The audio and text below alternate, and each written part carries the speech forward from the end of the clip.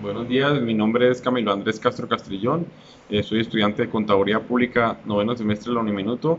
Hoy me tocó hablar acerca del manejo de los activos circulantes, de la inversión en activos y del rendimiento requerido.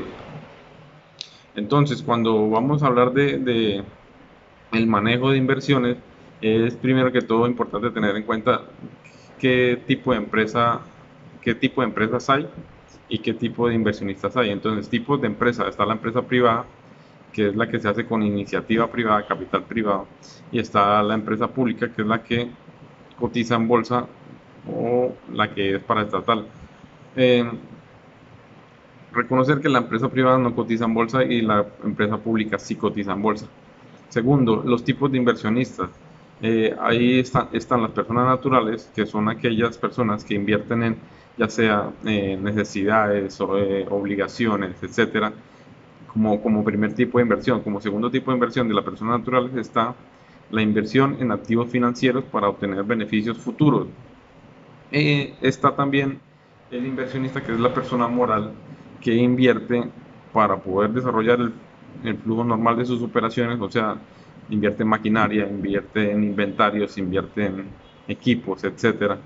Y está el otro tipo de inversión, que es en activos financieros o, o la inversión de excedentes de efectivo para generar rendimientos futuros. Cuando hablamos de ganancia de capital, hablamos de una ganancia que se dio por la compra de acciones nominales a bajo precio y la venta de estas a un mayor precio. Cuando se habla de inversión hay que tener en cuenta los parámetros de inversión, o cuando se decide hacer una inversión se debe tener en cuenta los parámetros de inversión y las necesidades del inversionista. Dentro de los parámetros de inversión encontramos el rendimiento, el riesgo, el vencimiento, la negociabilidad y la liquidez. Y la liquidez. Hay que tener en cuenta que hay dos tipos de renta, ¿no? Que es la renta fija y la renta variable.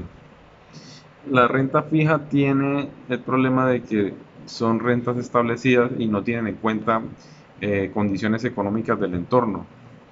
La renta variable sí las tiene en cuenta. Entonces, cuando tenemos una condición como la renta fija y tenemos una inflación del 10%, pero a final de año resulta que se tenía proyectada una inflación del 10% y al final de año resultó que era el 15%, entonces los beneficios en los rendimientos se van a ver reducidos. Existe el mercado de dinero y el mercado de capitales. El mercado de dinero consiste en las inversiones en depósitos bancarios, en los pagarés, en todo este tipo de actividades. Cuando hablamos de inversiones en mercado de capitales, hablamos de las inversiones en acciones, o sea, inversiones en empresas privadas o públicas. Cuando hablamos de inversiones es necesario tener en cuenta que hay tres tipos de inversiones, ¿no? Las que son seguras, las que son medianamente seguras y las que no son seguras.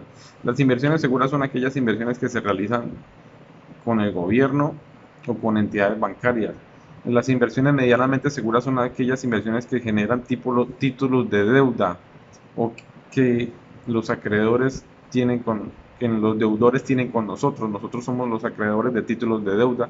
Entonces, por ley es un tipo de inversión medianamente segura, ya que la única forma de que no nos paguen es a través de que la empresa demuestre que no tiene fondos suficientes para tal cosa, y eso incurre en otros procesos.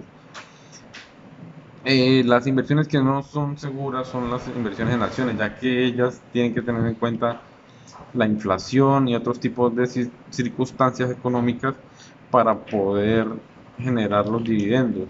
Cuando hablamos de inversiones no seguras, tenemos que tener en cuenta 10 ítems o 10 condiciones importantes, que son el giro de la empresa, la participación en el mercado, las políticas seguidas para el manejo de la empresa, el grado de endeudamiento que tiene la empresa, el comportamiento de las tasas de interés, el comportamiento de los mercados extranjeros, tipo de cambio para las empresas, el control de precios y costos, normas, el nivel de actividad económica y el nivel de inflación que presenta el país. es importante tener en cuenta que que solo se usa la deuda en, en las empresas cuando el rendimiento de capital sea mayor al rendimiento de costos y el costo de la deuda debe ser menor al rendimiento de activos.